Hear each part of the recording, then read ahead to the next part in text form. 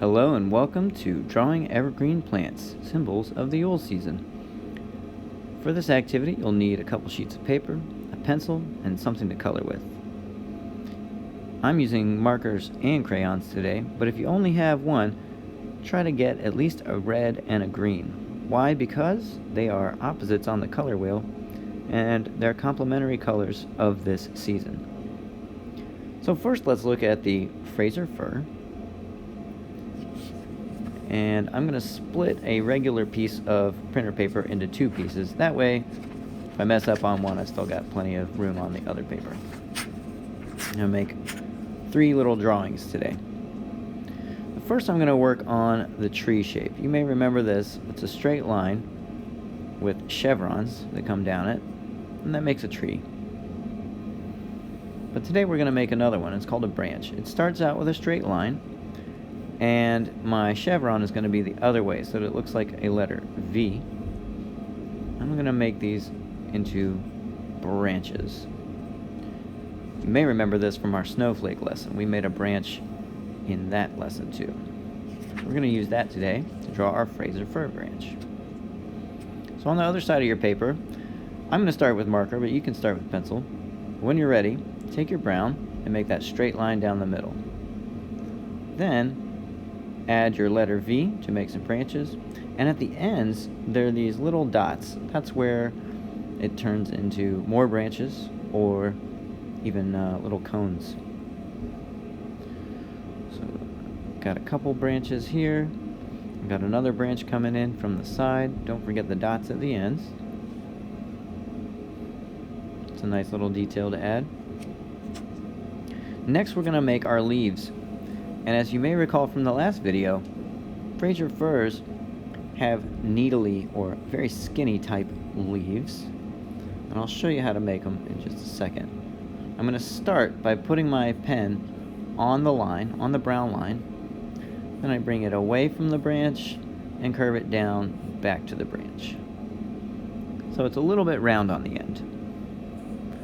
I'm going to do that for all my branches. And look here, it's okay if they cross over your other leaves. In fact, that's what it should look like when they're close like that. And if you look very closely, you can see that with my green leaves, I'm still kind of following that V-shape branch idea that we had earlier, where I'm going all the way up one side and on the other side. So if there's a leaf on one side of the branch, there's a leaf right across from it on the other side, like that. There we go. I'm going to try to fill up all these branches with leaves. If you go too fast and your needles get a little too big, you can come back and correct it. So go ahead and take your time on this. Don't rush it. Go at your own pace. So now my branch is in a different direction, so I've turned my paper a little bit to make it easier to make those needle leaves. There we go. You may decide to do it on both sides at the same time, or you may fill up one side and then fill up the other side. That's how I tend to do it.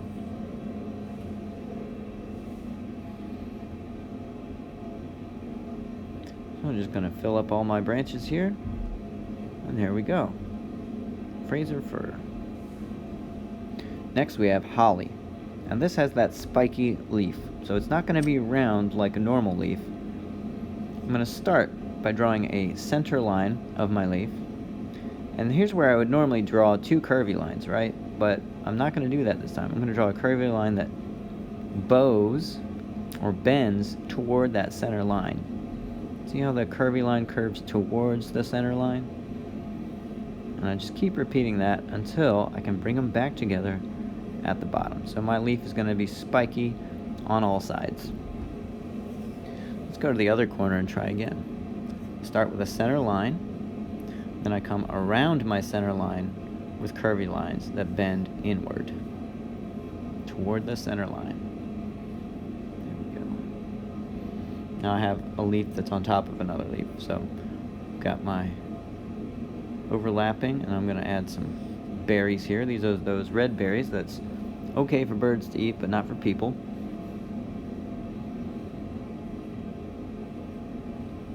There we go. Add my berries. Now, after you get pretty good at this, you can start to add color. I started drawing my berries with the marker because it's just a circle. It's pretty easy, right? And then you can start adding color to your leaves with markers or crayons, whatever you have.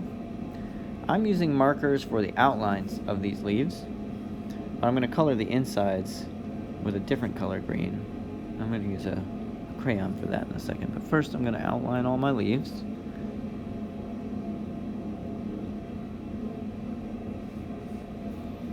Maybe even try a couple over here. So when you get pretty good at this, when you feel pretty secure about how you know how to make your holly leaves, you can even try drawing them with the marker and skip the whole pencil step. It's up to you. Just remember, if you mess up, just switch to a new piece of paper. It's okay. Can't erase marker, but that's alright. We're learning here. It's fine. Alright, now I'm going to go and color in my holly leaves. You can make them more detailed if you want. Next I have mistletoe. Mistletoe is a little funny to draw.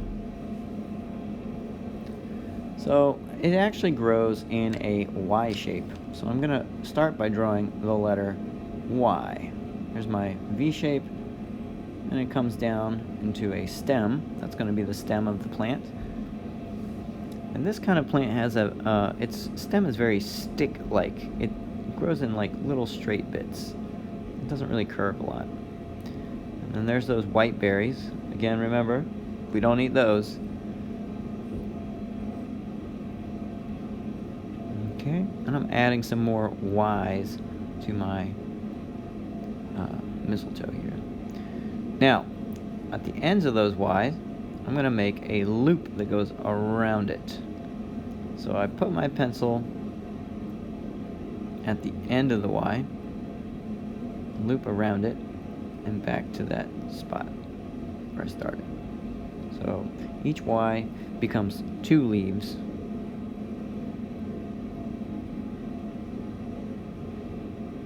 And sometimes they have a little piece of stick in between them, but there we go.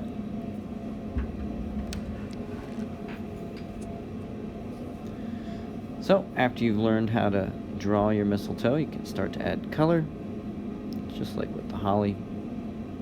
I'm going to outline it with one dark green color and then color it in with a lighter green color.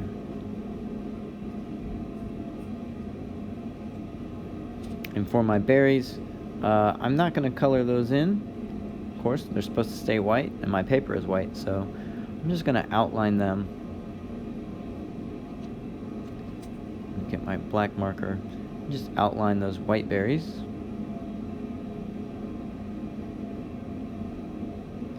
And put a little dot in them, just to show where the berries have a dot.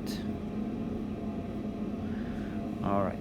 So I'm going to draw another one, and this one I'm going to turn my paper upside down for, and I'll explain why in just a second. So when people make a mistletoe decoration, they hang it upside down. So I turned my paper upside down and drew my Y shapes, turned them into mistletoe, added the berries. I'm going to add a little red ribbon at the top there, so when I turn my paper back, it looks like it's hanging. Well, that's how you draw all 3 of those plants. Stay tuned if you want to see a bonus video on how to make these into tags. So for this bonus video, you'll be making some tags if you're into the gift giving season. I'm using some index cards for this. Cardstock is a good idea. And first I get them down to the size I want, and then I can make them into the shape I want. In this one I'm doing a holly leaf. You can write to and from on there. Or you can keep them as rectangles and just decorate them. There we go. At the end I put a little hole punch in there so I could put some ribbon through and tie it to a package. Well, that's all for now. I hope you enjoyed this, and I'll see you in the next video. Bye for now.